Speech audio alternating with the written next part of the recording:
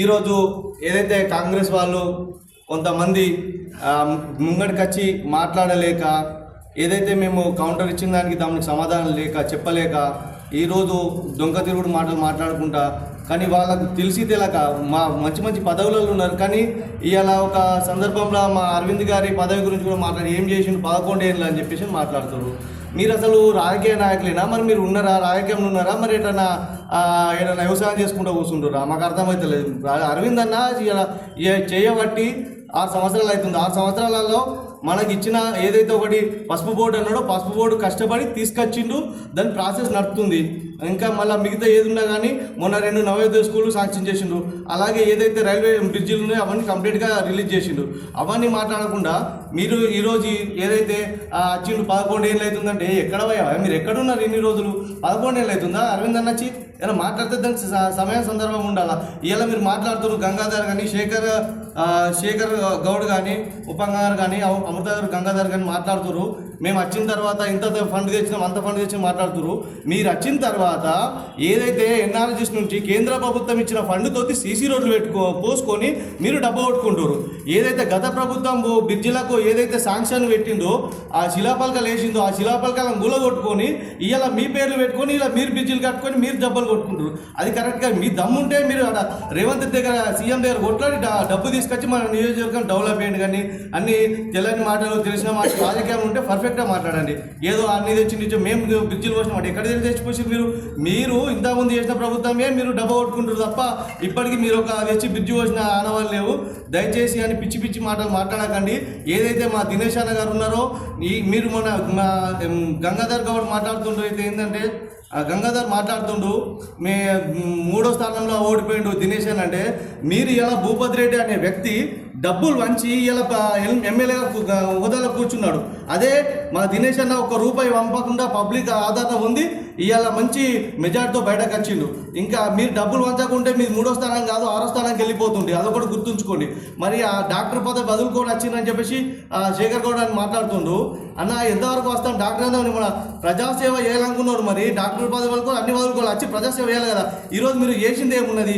మన నియోజకవర్గంకు మీరు చేసిన అభివృద్ధి ఏది ఉన్నది? మీరు రాగానే రేషన్ కార్డు ఇస్తామని చెప్పేసి అన్నారు. ప్రతి రేషన్ కార్డు ఇస్తామని చెప్పేసి అన్నారు. స్కూటీలు ఇస్తామని చెప్పేసి అన్నారు. నిరుద్యోగ వృద్ధి అని చెప్పేసి అంటున్నారు. రుణమాఫీ అన్నారు. సగం రుణమాఫీ చేసిరు, సగం రుణమాఫీ కాలే. ఇప్పటికి ఎవరు సపోర్ట్ చేస్తలేరు.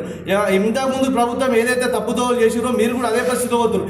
ఇంతకుముందు ప్రభుత్వం ఏ గతి పట్టిందో రేపు రానున్న కాలంలో కాంగ్రెస్ కూడా సేమ్ అదే గతి పడుతుంది. ఎందుకంటే ఇచ్చిన హామీలు కూడా సరిగ్గా నెరవేర్చకుండా ఇప్పటికొక రేషన్ కార్డు లేదు.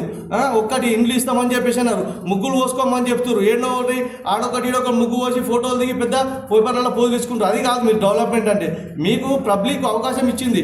అవకాశం ఇచ్చినప్పుడు మీరున్న మంచిగా అభివృద్ధి చేసి మళ్ళీ మీరు మేము పాలన అనేది నిరూపించుకోరు. అక్కడ సీఎం గారు సీఎం ఇలా పొద్దున ఏం మాట్లాడతారో తెలియదు, రాత్రి ఏం మాట్లాడతారో తెలియదు. ఇంతకుముందు కేసీఆర్ల లెక్క ఫాలో అయిపోతుంది. ఈయన కూడా ఏదన్నా ఒక సీఎం హోదాలు ఉండి ఒక మాట మాట్లాడిందంటే దానికి ఒక నమ్మకం అనేది పబ్లిక్ రావాలా. ఇలా నేను పొద్దున లేవని విడుదల చేస్తున్నాను చెప్తాడు, రాత్రి ఏమైనా మర్చిపోతాడు. అంటే మతిమరుపు ఉన్నదా సీఎంకి? ఎట్లా ఏది ఉన్నా కానీ పబ్లిక్ ఏదైతే మీకు నమ్మకంతో గెలిపించి మీకు హోదా ఇచ్చిందో ఆ నమ్మకాన్ని వమ్ము చేయకండి దయచేసి. ఏదైతే మీరు ప్రభుత్వంలో రావడానికి ముందు మీరు ఏవైతే హామీలు ఇచ్చారో మీ దగ్గర దమ్ము ధైర్యం ఉంటే ఫస్ట్ పబ్లిక్ అవి హామీలను నెరవేర్చండి. నెరవేర్చిన తర్వాత మాట్లాడండి. కానీ మేము గాలికి వచ్చినట్టు మాట్లాడతాం. అధ్యక్షం ఎక్కడ డెవలప్ చేసారు మీరు? ఓన్లీ కొబ్బరికాయలు కొట్టుకుంటే ఏదైతే కేంద్ర ప్రభుత్వం ఇచ్చిన సీసీ రోడ్లు ఇప్పటిదాకా మీరు వస్తున్నారు. ఇప్పటిదాకా మీరు ప్రభుత్వం నుంచి వచ్చిన ఎక్కడ వచ్చి చెప్పండి సీసీ రోడ్లు ఒకసారి చూపించండి మాకు. ఇప్పటిదాకా ఏది చేసినా మీరు కేంద్ర ప్రభుత్వం నచ్చిన ఫండ్ను తీసుకొని డబ్బు కొట్టుకుంటారు తప్ప ఈరోజు మీరు వచ్చి సొంతంగా చేసినా అది ఏది లేదు. దయచేసి మా దినేష్ అన్న గురించి తప్పుడు మాటలు మాట్లాడకండి దయచేసి. ఏది ఉన్నా కానీ మీరు సవాల్ చేసుకుందాం. అభివృద్ధి ఎంత చేసిరని మీరు ఏం చేసిరు అని చెప్పేసి మమ్మల్ని మాట్లాడుతున్నారు. మీరు ఒకసారి గుర్తుంచుకోవాలా. ఇక్కడ మీరు ఎక్కడైతే డిచిపల్గఢ్ హైవే ఎక్కుతారో ఇక్కడ నుంచి కన్యాకుమారి కాశాక నువ్వు కార్లో ఏదో ఒక గుంత ఉడాలి. ప్రతి రాష్ట్రంలో కూడా కేంద్ర ప్రభుత్వం రోడ్లు వస్తుంది. అది మీరు గుర్తుంచుకోవాలా. పొద్దున్న లేచి కార్ రోడ్డు మీద ఎక్కుతుందంటే అరే కేంద్ర ప్రభుత్వం నుంచి వచ్చిన పైసలను మీకు ఒకసారి గుర్తు రావాలా. అది ఒకసారి గుర్తుంచుకోండి. మీరు ఏ డబ్ల్యూ చేసి ఏం చేసి చెప్పండి మాకు. మీరు అనవసరంగా మా దినేష్ అన్న గారిని కించపరిచి మాట్లాడడం కరెక్ట్ కాదు. ఏదైతే అది మీరు ఇప్పుడు అంటూరు ఇటుకపట్ల ఎమ్మెల్యే గారిని ప్రతిసారి మీరు ఏకవచనంతో తీసుకొస్తారు.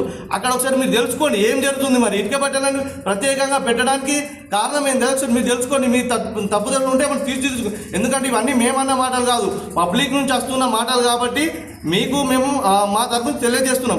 మీరేమైనా అవకతవకలు ఉంటే దయచేసి అవి సరిదిద్దుకొని రేపు రానున్న కాలంలో కూడా స్థానిక ఎలక్షన్లో కూడా కంపల్సరీ ఇవాళ భయపడుతున్నారు. మీరు ఎన్నికలు పెట్టడానికి భయపడుతున్నారు.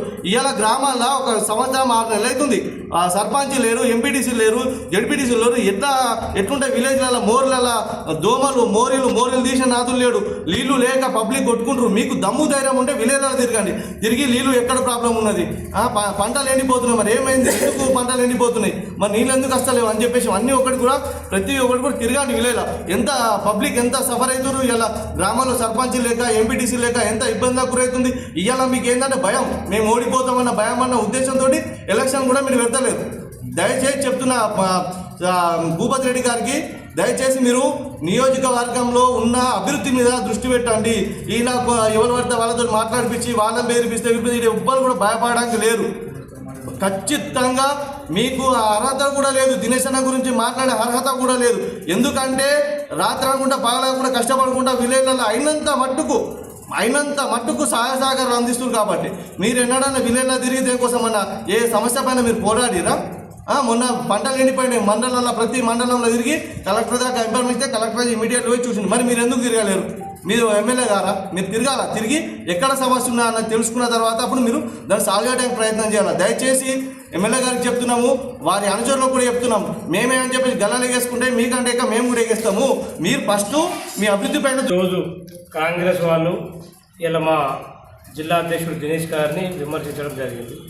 వాళ్ళు అభివృద్ధిని పక్కన పెట్టేసి ఎవరు మాట్లాడితే వాళ్ళ మీద దాడి చేయడం జరుగుతుంది. ఈ దాడి పక్కకెట్టి ప్రజలకు మీరు ఏదైతే 6 హామీలు ఇచ్చారో ఆ 6 హామీలు అమలు కాకుండా ఏదైతే ప్రతిపక్షంలో పార్టీపై దాడి చేయడం సరైన పద్ధతి కాదు. ప్రతిపక్షంలో ఉన్నప్పుడు ఖచ్చితంగా అడగాల్సిందే ఉంటుంది.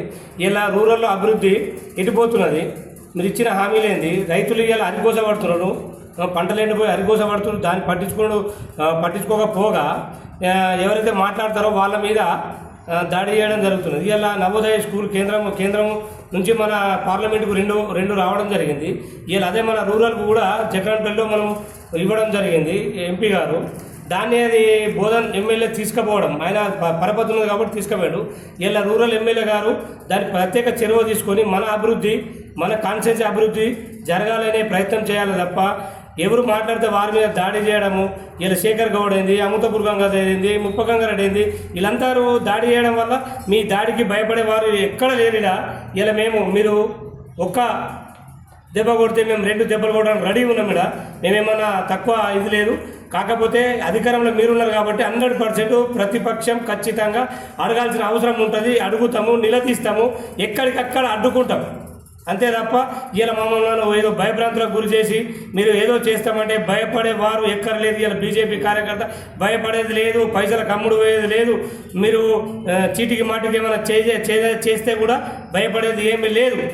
ఇలా మేము నిక్కచ్చిగా నిలబడి పనిచేసే వ్యక్తులము, కార్యకర్తలము ఉన్నాం. కాబట్టి ఇలా మా నాయకుల పైన, మా అరవింద్ పైన కానీ, దినేష్ అన్న పైన కానీ అవాకులు చెవాకులు చేస్తే ఊరుకునే పరిస్థితి లేదు.